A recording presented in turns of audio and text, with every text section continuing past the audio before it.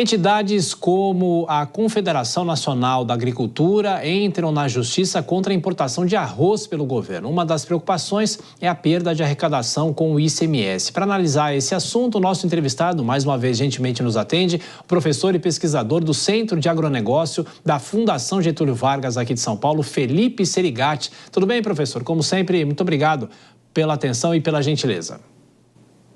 Boa noite, Thiago. Eu que agradeço o convite. Muito obrigado. Professor, por que há uma queda de braço como essa? O arroz viria para tentar regular o mercado, não necessariamente para baratear os preços, e agora as entidades estão entrando na justiça. Como é que fica esse impasse? Como é que fica essa questão?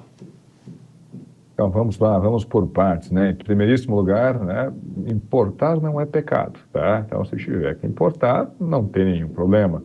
Diversos produtos, inclusive agropecuários, como trigo, a gente importa.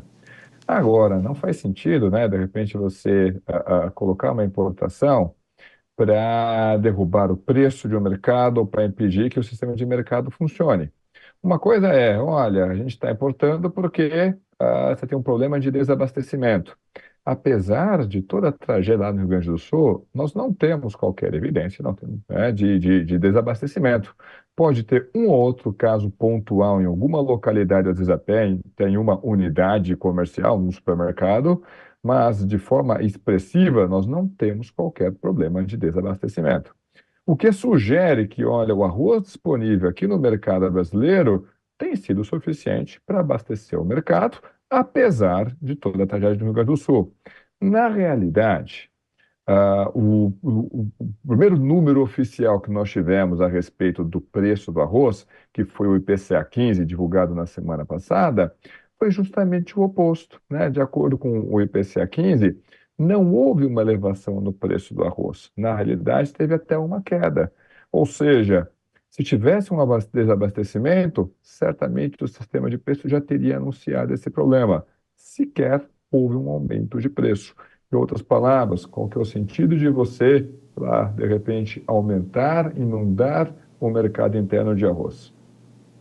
Pois é. E, professor, de que maneira o senhor acha que isso vai ser resolvido? E tem essa interferência muito grande no ICMS também? Então, vamos lá. De fato, né? Então, não que o arroz seja uma grande fonte de arrecadação, tá? Eu acho que aí é muito mais um motivo jurídico para tentar atacar um problema maior, que é, né, qual que é o sentido de você inundar o mercado brasileiro de arroz, sendo que você não tem um problema grave de desabastecimento, sequer tem um problema de desabastecimento, tá? Mas, se for olhar ali pelo ICMS, gente, a arrecadação tem encontrado problemas, principalmente entre estados e municípios, menos no governo federal, embora o governo federal também não está com uma arrecadação que consiga acompanhar os seus gastos. Então, a perda de qualquer moedinha, mesmo que seja ali do ICMS cobrado pelo arroz, pode fazer falta, sim, aos cofres dos governos regionais.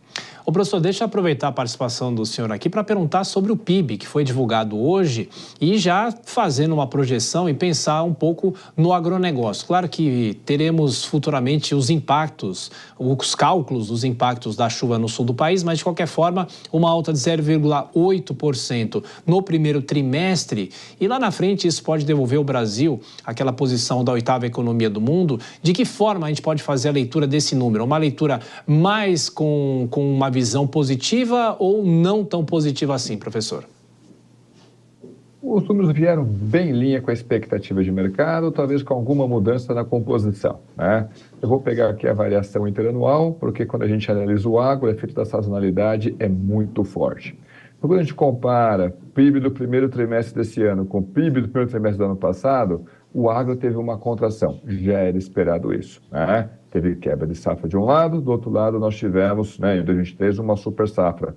Mas ainda assim, essa quebra de safra foi menor do que tinha sido projetado. Olhando daqui para o resto do ano, segundo trimestre, vai entrar no cálculo os problemas no Rio Grande do Sul, e aí é importante, isso afeta tanto a atividade dentro da porteira, como também afeta a agroindústria. Aliás, a agroindústria foi uma boa notícia no PIB divulgado hoje.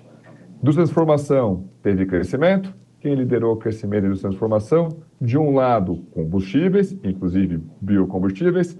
Segundo lugar, justamente, a indústria de produtos alimentícios e bebidas, ou seja, uma agroindústria.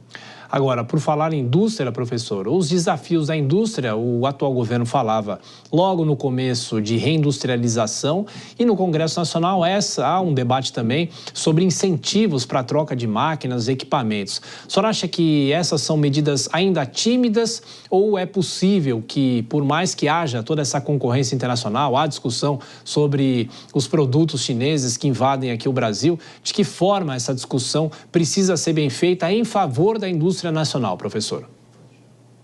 Gente, com relação, vamos lá, a indústria nacional tem problemas estruturais e boa parte desses problemas estão fora da indústria, o famoso custo Brasil. Tá? Quem é que tem conseguido encontrar uma trajetória sustentável de crescimento aqui dentro? Justamente as commodities. Você produz, extrai o que tiver que fazer, põe em cima de um caminhão, põe em cima de uma embarcação e manda para fora.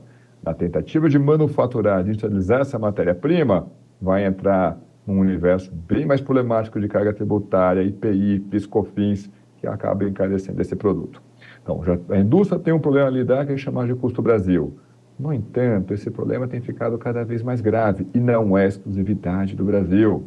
A China tem avançado sobre os mercados com uma agressividade bem maior e aí não é aquela competição apenas com características de mercado. A China tem incluído bastante subsídio.